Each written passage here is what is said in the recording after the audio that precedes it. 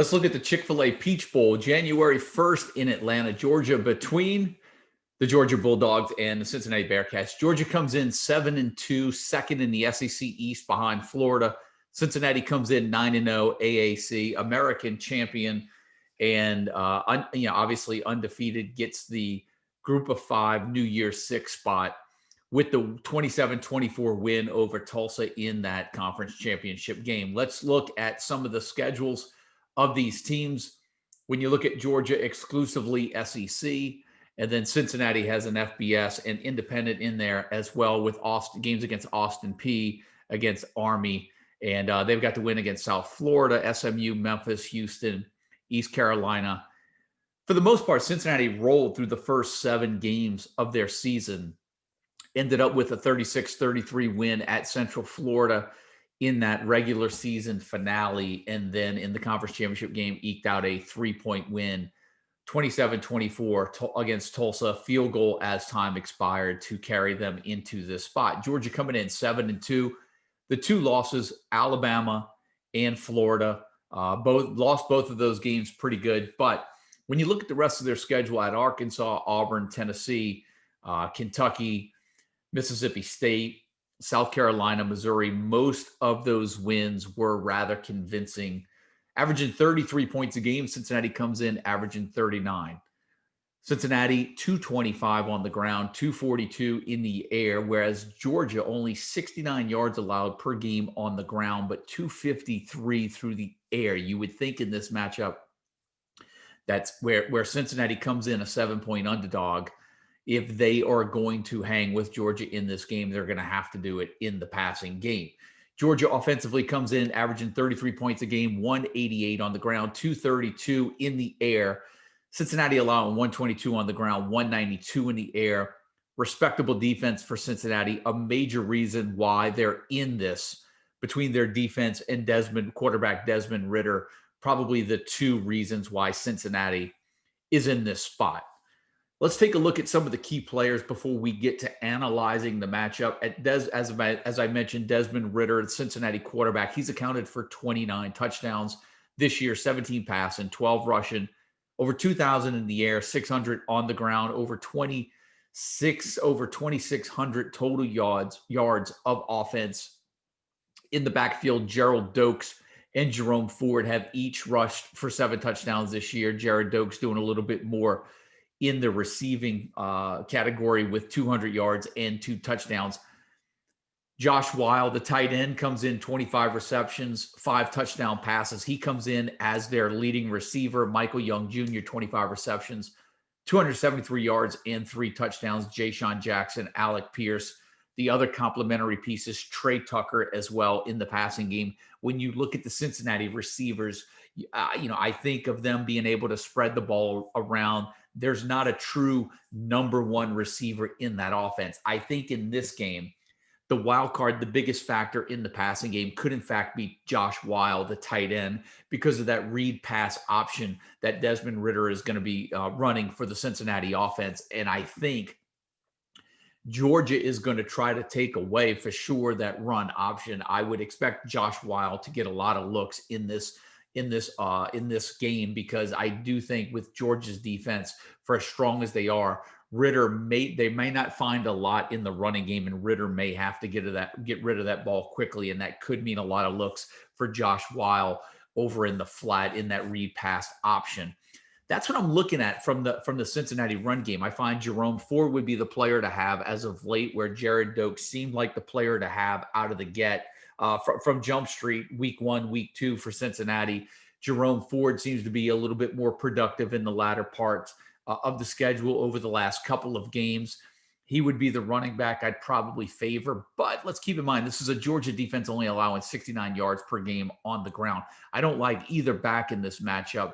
And if there's one back where that might come into play, that may factor into this matchup a little bit more, it could be Jared Dokes, just because of his 14 catches and 200 receiving yards out of the backfield. They may need that from their backs in this matchup, particularly if they find it tough to get it going on the ground. Over on the Georgia side, JT Daniels at quarterback now, almost 1,000 yards, probably will go over 1,000 yards in this game, 9 touchdown passes on the year.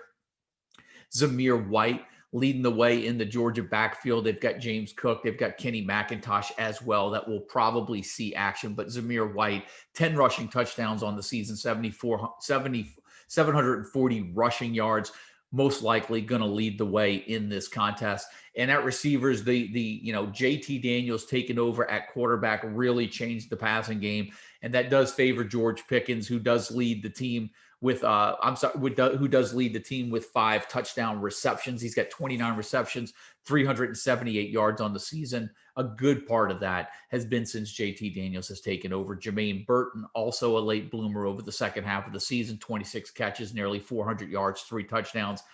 And you still have Kearis Jackson, who actually leads the team with 33 receptions. But Kearis Jackson did most of his production came during the first half of the season. 33 catches, 467 yards, 3 touchdowns. Now you look at George Pickens and Jermaine Burton as probably the 2 top options for quarterback JT Daniels in this matchup. And then you have to figure in Trey McKitty, if he's healthy in this game, does add another element to the Georgia offense. He's only got 6 catches for 100 yards and a touchdown on the season. He hasn't played much, but if he's healthy for the bowl game, it's just another weapon and possibly another red zone option for JT Daniels to have at his disposal against a decent Cincinnati defense. So when you look at the matchup here, for me on paper, it seems to favor Georgia. It seems to favor Georgia, and it seems to favor them, in my opinion, considerably. I look at whether or not Cincinnati, I'd have to debate, and I'm going back and forth on whether Cincinnati is going to be able to sustain drives against Georgia's defense. I think that's the problem with Cincinnati after watching them for most part of the season. Can they sustain drives against Georgia's defense, or will there be an opportunity, aside from hitting a tight end Josh Weil in the flat, will there be opportunities for maybe guys like Alec Pierce, Michael Young, Ja'Shawn Jackson, Trey Tucker? Will there be downfield opportunities for them in the passing game? Georgia has given up big plays this year, but it's against the likes of Alabama. It's been the likes against Florida. It's not been against teams like Cincinnati, who, let's be honest, Cincinnati, for as good as they are, they're not Florida, they're not Alabama. They did get the Group of 5 New Year's 6 bid, but I just don't think Cincinnati is ready for this type of play. Now, I say that in mind, and whenever we're dealing with a second-place team out of the SEC sometimes, or a third-place team, you wonder where the motivation is at. And I think going into this game, that's what I worry about a little bit more from Georgia's side. You know, when you're talking about a team like Georgia, Florida, Alabama, when you look at those type of SEC teams that are year in and year out, just traditionally good, always playing for an SEC championship, always in contention for a national championship, you wonder where's the motivation for being in a New Year's Day game matched up against a team like Cincinnati, who comes out of the American Conference jacked up off of a win, undefeated. There's motivation to finish this season undefeated. There's also motivation because they're playing a top-tier SEC team. Motivation is going to be completely on the side of Cincinnati in this one. I can't see where they wouldn't be motivated to want to prove themselves in this matchup. That's what it comes down to, in my opinion. Does Georgia show up wanting to play and willing to kind of push Cincinnati, wanting to push Cincinnati around and use their weight, be efficient on offense and play lockdown defense? That's what this game comes down to. Georgia's a 7-point favorite. Is projected to give us a score 29-22. I doubt whether or not we're going to get there. I don't know if Cincinnati's going to be able to put 3 touchdowns up on Georgia. That's going to be debatable. I think this could be a game that might be a little bit more defensive than offensive. And I think what it's going to come down to is the motivation factor on both sides of the ball. I like Georgia to win this game. I like Georgia to cover the 7-point spread. And I have my doubts on whether we're going to get to that 50.5-point total. So it's Georgia -7, and we're going to go under in this game.